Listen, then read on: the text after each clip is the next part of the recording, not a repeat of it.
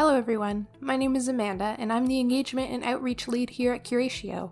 Today I will be giving you an overview of what a cognitive distortion is, how to identify a catastrophic thought, and how you can work on decatastrophizing that thought and continue living your best life. So, what is a cognitive distortion?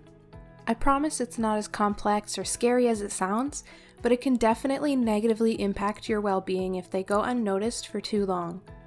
Simply put, a cognitive distortion is an irrational thought that influences your emotions. The key word here is irrational, meaning that this thought is not true or might be blown way out of proportion in relation to its significance. Everyone has cognitive distortions, and they are a normal part of being human.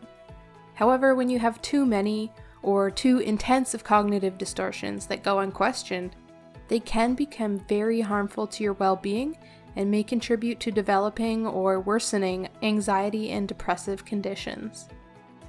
Through the 70s and 80s, psychologists such as Aaron Beck and David Burns started to categorize cognitive distortions into common themes, some of the more popular ones which I've listed on this slide. Today though, we're just going to take a closer look at the magnification and minimization cognitive distortions, which also includes the extremely prevalent distortion of catastrophic thoughts. These three distortions are very similar with slight differences and therefore often get grouped together. Magnification is when your thought is exaggerating the importance or significance of an event to an extent that is unrealistic and out of proportion to the real significance of the event.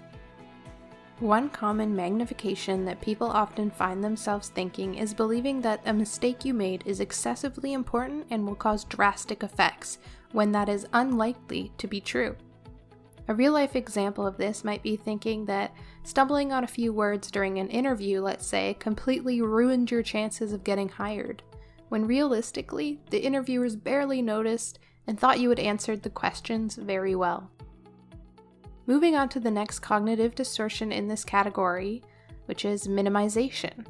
This is essentially the opposite of magnification, where you may be minimizing the importance or significance of events or achievements in your life.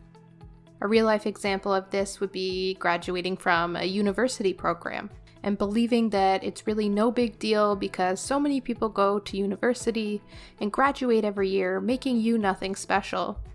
In reality, graduating from university is a huge milestone that takes so much hard work and deserves to be celebrated and recognized.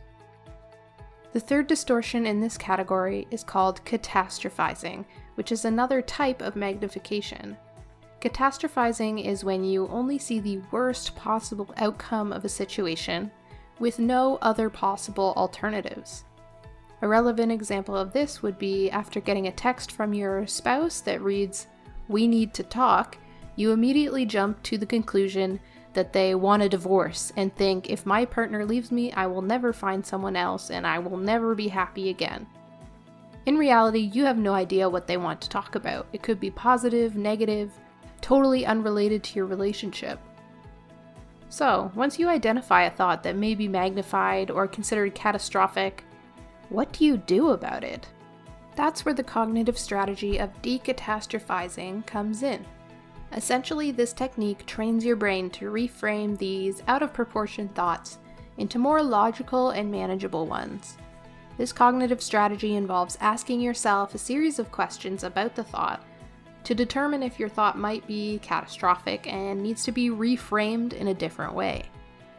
Now I'm going to do a quick walkthrough of this strategy using the scenario I mentioned earlier about getting a text from your spouse that reads, "We need to talk."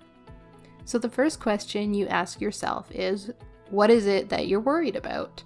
So in this situation, I'm worried that after getting the "we need to talk" text from my spouse, that they're going to want a divorce.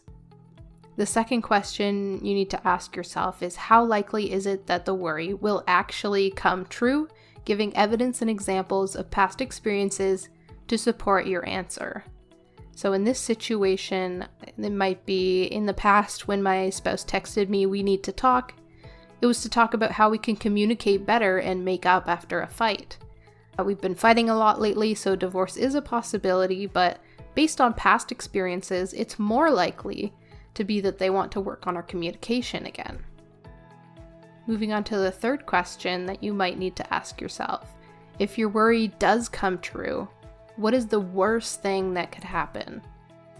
So if we get a divorce, the worst thing that could happen is that I'll never find anyone else and I'll never be happy again.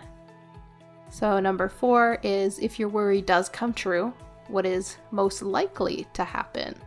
So this one's a little bit different. So you might answer something like, if we get a divorce, it's most likely that I would be crushed for a while, but eventually I would probably start to feel happy on my own, maybe after a while even trying out dating again. So number 5 is, if your worry comes true, what are the chances you will be okay in 1 week, 1 month, or 1 year?